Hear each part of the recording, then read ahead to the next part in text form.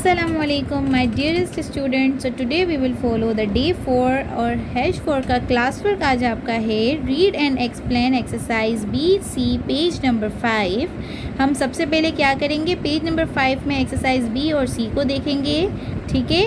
और फिर मैं आपको यूजेस ऑफ डू डज समझाऊंगी, ठीक है। और फिर हम एक्सरसाइज C करेंगे। अब देखें पेज नंबर 5 पे हम सबसे पहले आएंगे, ठीक है। तो open book page number 5। So this is your page number 5, okay, and your exercise B is complete the sentences using these words। तो आपके पास क्या है, ये सेंटेंस है जिसे हमें कंप्लीट करना है। और आपको क्या दिए गए हैं, ये वर्ड्स दिए गए हैं। नाइट यानी रात, मॉर्निंग यानी सुबह, इवनिंग यानी शाम, आफ्टरनून मीन्स दोपहर, ठीक है मेरा बच्चा। अब नंबर 1 पिक्चर तो आपकी सॉल्व है, लेकिन ये कैसे सॉल्व है हम डिस्कस कर लेते हैं। इन पिक्चर 2 इट इज़ डैश। हम सबसे पहले आपके पास जो पिक्चर्स हैं हम इसकी पिक्चर 2 में देखते हैं। तो यहाँ पे क्या हो रही है, मॉर्निंग हो रही है। क्या हो रही है, मॉर्निंग। इसी तरीके से हम नंबर 2 पॉइंट में देखेंगे कि इन पिक्चर 4 इट इज़। तो हमारी पिक्चर 4 में क्या हो रही है, ये हमारी पिक्चर है, ठीक है, पिक्चर नंबर 4। तो हम यहाँ पे हो रही है हमारी आफ्टरनून। क्या हो रही है, आफ्टरनून, ठीक है। तो आपने यहाँ पर लिखना है afternoon, okay. Then in point 3 in picture 7 it is. Picture 7 पे हमारी क्या हो रही है, इवनिंग। क्या हो रही है, इवनिंग, ठीक है, शाम हो रही है। तो आपने यहाँ पे लिखा इवनिंग, EVENING, evening। Then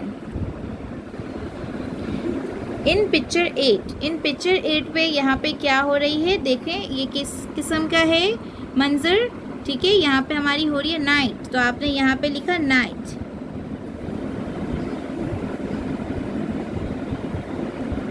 ठीक है।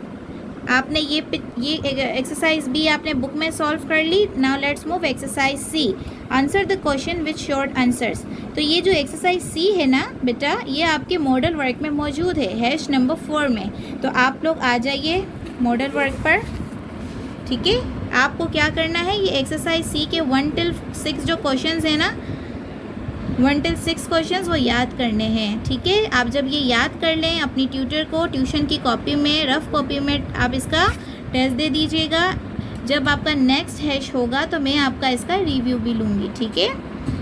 तो अब एक्सरसाइज सी में हम पहले क्वेश्चन को डिस्कस कर लेते हैं। Does mama ask Fiza to share with Sameer.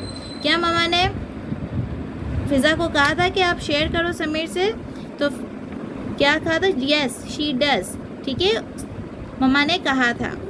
Do Fiza's family stay with Sameer's family. क्या फ़िज़ा की फैमिली समीर की फैमिली के साथ स्टे कर रही थी? No they don't. फ़िज़ा की फैमिली समीर की फैमिली के साथ तो स्टे नहीं कर रही थी ना।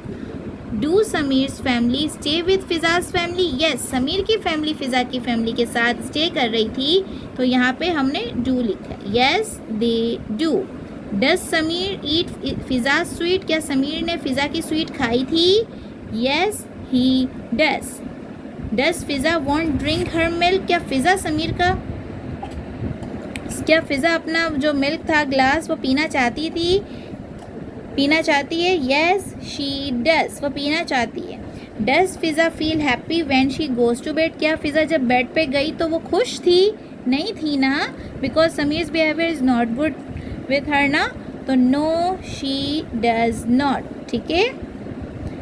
आपको अब क्या करना है, ये क्वेश्चंस याद करने हैं फ्रॉम मॉडल वर्क से, ठीक है। और होमवर्क आपका क्या जा रहा है, लर्न एक्सरसाइज सी बुक पेज नंबर 5। जो एक्सरसाइज सी है जो आपको यहाँ पे सॉल्व करके दी गई है ऑलरेडी, ठीक है। तो आपको इसमें से याद करना है। इट मीन्स के हैश 4 में आपका कोई भी कॉपी वर्क नहीं गया है, सिर्फ एक एक्सरसाइज बी है जो बुक वर्क है, और एक्सरसाइज सी आपको लर्निंग के लिए जा रही है, ठीक है। अब देखें एक्सरसाइज डी, जस्ट हम ऐसे डिस्कस कर लेते हैं। What can Fiza do about Sameer. Fiza क्या मतलब अब समीर के हवाले से तो आप लोग डिस्कस कर सकते हैं। जैसे आप लोग ये फॉर एग्जांपल डिस्कस कर सकते हैं कि she could tell her mother or father, और she could tell Sameer how she feels. मतलब क्या फ़िज़ा ये सब कुछ भी कर सकती है कि या वो अपनी अम्मी से फीलिंग शेयर कर सकती है, या तो फादर से फीलिंग शेयर कर सकती है, या तो समीर से अपनी फीलिंग शेयर कर सकती है कि उसे कैसा फ़ील हुआ। ठीक है बच्चा, जैसे